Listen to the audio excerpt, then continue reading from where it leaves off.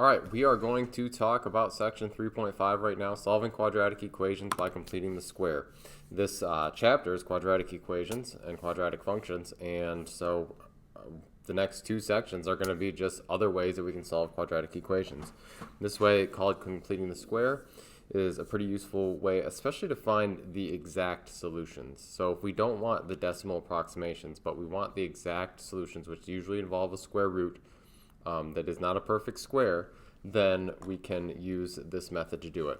But we need to lead into the method for completing the square. So we need to first talk about perfect square trinomials. We'll talk about factoring those, and then we'll see if we can build on that pattern to the method completing the square. Okay, so let's start off with perfect square trinomials and see if we can figure out if there's any sort of pattern. If I'm going to write x plus 2 squared, the first thing I need you to know, I have to have you somehow burn this into your mind. X plus 2, the quantity squared, is not x squared plus 2 squared. It'd be great if it was. It's not. Okay, I'll show you why right now. If I take and write this out by the definition of what squared is, which is a thing times itself, right? 7 squared is 7 times 7. Then this would be, or could be written as, x plus 2 times x plus 2, right? And that would be something that we would have to expand or distribute or FOIL, you might say. And what we would get is x squared plus 2x plus 2x, that's going to be plus 4x. Plus 4. Okay. Go try the next two. Pause the video now. Go try the next two and see how it goes. Hopefully you paused and gave it a try. This is going to be x plus 8. X plus 8. You should get x squared plus 16x plus 64. This is x minus 4 times x minus 4. When you multiply that out, you'll get x squared minus 8x plus 16. Okay. So what might what might we notice here? Well, the first thing I notice is that these three numbers on the end are all perfect squares. 2 squared, 8 squared, and 4 squared. The other thing I might notice is that whatever this is squared, this number is 2 times that. So if it's 8 squared here, this is 2 times 8. If it's 2 squared here, this is 2 times 4. If it's 4 squared here, this is 2 times 8 right there. Okay? In other words, I can figure out what this number is by taking half of b and squaring it. So this would be 2, this would be 4 over 2 squared right here. This would be 16 over 2 squared right here. This would be 4, so it would be 8 over 2 squared right here. Okay. So that probably actually made more sense when I said it out loud than when I actually put the writing on there. But let's pin that for now. Factor the following expression. So now, what happens if I asked you to factor this? Well, one way that you could do it is you could use the magic x method, right? So you could take and draw out the x and try and figure it out that way. But if you notice that this is a perfect square out here, that 25 is a perfect square, then you might be able to figure out, you might ask yourself, what is that number squared? Well, it'd be 5 squared. And then you might think, well, 5, okay, I've got a 10 right here. That's 2 times 5. That follows this pattern of x squared plus this half of this squared right here. So you might be able to figure out, even with a little bit of guess and check, that this has to be x minus 5 and x minus 5 here. Okay? And again, this in general, this number right here, 25, is b over 2 squared. Okay? What is b? Well, it's 10 divided by 2. That's 5. Squared is 25. So let's go on to the next one then. Here's a perfect square. It's 36. I'm telling you right now that that's b over 2 squared if this is a perfect square trinomial. So what would that be? Well, that would be 6 squared. 12 is 2 times 6, so we can figure out that this has to be x plus 6. And you can check these by distributing them out. And you will find that you get back to these perfect square trinomials. They're perfect square trinomials because this is x plus 6 squared, and this is x minus 5 squared. They're perfect squares. Okay. So we spend all this time looking at perfect square trinomials, trying to see this pattern here. Okay. Why is that useful? Well, if we're asked to solve an equation like this, there's a couple ways we could do it. We could expand the x plus 3. We could multiply it out. We could move the 36 over. And we could hope that the thing factored using the magic x method. That's a lot of steps, though. The other thing we can do is, since we have a squared term completely by itself, we can take the square root of it right away. The thing on the right is also a perfect square, so this is going to work out really nice. I'm going to get plus or minus both sides. So I get x plus 3 equals plus or minus the square root of 36. Well, the square root of 36 is 6, so I get this. X plus 3 equals plus or minus 6. And so that's a really nice number, or two numbers. And then I'll subtract 3 to both sides. And so I get this. Negative 3 plus or minus 6. And that's two solutions. That's either negative 3 plus 6, which is 3, or negative 3 minus 6, which is negative 9. And so my two solutions are x equals 3 and x equals negative 9 on that one. Okay.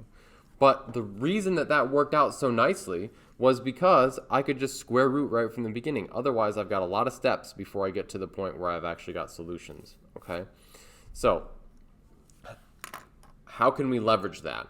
That idea that if I can get a perfect square on one side, then I've got one step to square root it and solve the equation. Let's look at this one. Here, I notice that I've got a perfect square on the right. 25 is a perfect square.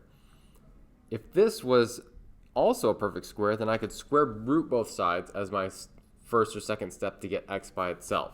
So, is it a perfect square? Well, let's check. 36 is a perfect square. That's 6 squared. And I notice that 12 is 2 times 6. Okay, so we have that relationship of, this is right here, 36 is b over 2 squared. That's the relationship that we noticed up above. So this is a perfect square trinomial. It can be written like this: x minus 6 squared equals 25. Oh, hey, that is a perfect square on the left and on the right, so I can just square root both sides at this point to get x by itself. So I'll square root the left and the right, plus or minus, because I'm square rooting a variable, so I get this: x minus 6 equals plus or minus the square root of 25, which is 5. Add 6 to both sides, and I get this: x equals 6 plus or minus 5. All right, well, that's either 6 plus 5, which is 11, or 6 minus 5, which is 1. So my solutions are x equals 11, x equals 1. Okay, so what are you looking for here? You're looking for, can I get a perfect square on the left? If I can, then I can square root both sides. That's the general idea for solving quadratic equations in this section. Let's go on to the next one. Solve the following equation. Now, I have a bit of an issue, right? If I move the 9 over, I'm not going to end up with a perfect square trinomial. And you can probably just trust me for now, but you could play around with it. You'd see that it wasn't a perfect square trinomial. So the question is, how can I make it a perfect square trinomial on the left? Because if I could, then I could use this method, right? I could just square root it and then work my way down to the solutions. So I look at this and I go, all right, well, b is 16, okay? And I know that what I'll need to have is b over 2 squared at the end. In fact, you might even write this at the top of your paper. A perfect square trinomial takes this form: ax squared plus bx plus, could be minus 2, could be plus or minus there, but plus b over 2 squared. That's the format of a perfect square trinomial. And again, this could be minus there, but the structure is the same, whether it's plus or minus. So I look at this and I think, all right, well, b is 16, and I know that what I need out there on the as the third term is b over 2 squared. So if b is 16, then what do I need to have out there? Well, 16 over 2 would be 8. Squared is 64. So it's like, all right, well, if I had this, x squared plus 16x plus 64, if I had that, then I could at least have a perfect square on the left. But I can't just add 64, right? If I do it to the left, I've got to add it to the right as well. So what I'll end up with then is 9, and I have to add 64 to both sides. So add 64 to the left and add 64 to the right. Okay. Now that gives me a perfect square on the left. On the left, this is going to be x plus 8 squared. Again, that came from, because this is b over 2 is 16 over 2, which is 8. So on the right, I will get 73. And now that's an equation I can solve, so I'm going to square root both sides, plus or minus. So I get x plus 8 equals plus or minus square root of 73. That is not a perfect square, so that's going to have to just stay as square root of 73. And then I'm going to subtract 8 to both sides. So I get x equals negative 8 plus or minus square root of 73. And that's my final answer. Because square root of 73 doesn't simplify, I've just got to leave it like that. Okay. That method is called completing the square. So what I did is I tried to make this thing on the left a perfect square by completing it. It was an incomplete square. I completed it by noticing that if I had a 64 out here, then it would become a perfect square, trinomial. Okay, so let's go to number 5. Let's solve this equation by completing the square. So we're going to go through the whole process of completing the square, very similar to what we did over here. The first thing I notice is that 11 is not a perfect square. All right, so I'm going to move the 11 over to the right-hand side. So I'll add 11, and so I get this, x squared plus 10x. I'm going to leave a little space. It's equal to 11. And then I think, all right, well, what could I add out here that would make it a perfect square? And again, I'm remembering that for it to be a perfect square, that number has to be b over 2 squared. Well, what's b? Well, it's 10. Okay. So 10 over 2 squared. What's that? Well, that's 5 squared. What's that? It's 25. Okay. So what I'm going to do is add 25 to both sides. I'm going to get this. X squared plus 10x plus 25 on the left, 11 plus 25 on the right. This is x plus 5 squared. On the right, this is 36. Oh, that works out really nice because when I square root it, plus or minus, I get this. X plus 5 equals plus or minus the square root of 36. That turns out to just be 6, so I get x equals minus 5. I get negative 5 plus or minus 6. Well, that ends up being negative 5 plus 6, that's 1. And negative 5 minus 6, that's negative 11. So my two solutions are x equals 1 and x equals negative 11. Sorry, I didn't give you a lot of space in that box. Okay. All right, last problem here, or last concept, I guess. Vertex form of a quadratic equation. Turns out that there's not just this form, ax squared plus bx plus c. That's called standard form. That's not the only form of a quadratic. The other form is called vertex form, and it looks like this, where a does not change, they're the same, but the vertex of the parabola that's created is h comma k, okay? So what we want to do is, and sometimes this can be very useful with a quadratic equation, is to put it in vertex form. Now, the book wants you to use the completing the square method to do that. I think it's much easier to graph it, just find the vertex and drop it into the form. So what do I mean by that? Well, if I graph that equation, x squared plus 6x minus 5, I figure out that the minimum there is or the vertex is negative 3, negative 14. So let's make a note of that here. So you've got it on your notes, negative 3, negative 14. Okay, that is my h and my k from vertex form over here. So if I've got h, k, and a is 1, that doesn't change from standard form to vertex form, then I can write this. F of x in vertex form would be a, which is 1, times, parenthesis, x minus h. So x minus a negative 3. Minus negative 3.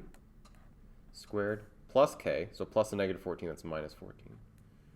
Simplify, I'm not going to write that 1 out. And then x minus a negative 3 is plus 3. Minus 14. And that's vertex form. Okay. So, completing the square. That video might be worth watching again or parts of it again just to refresh it in your mind. It's once you get the hang of it, you do enough of them, it gets to be pretty mechanical, but it does take a second to get used to. So, any questions on that or anything in the video, please make sure you let me know. But that's all I've got for section 5.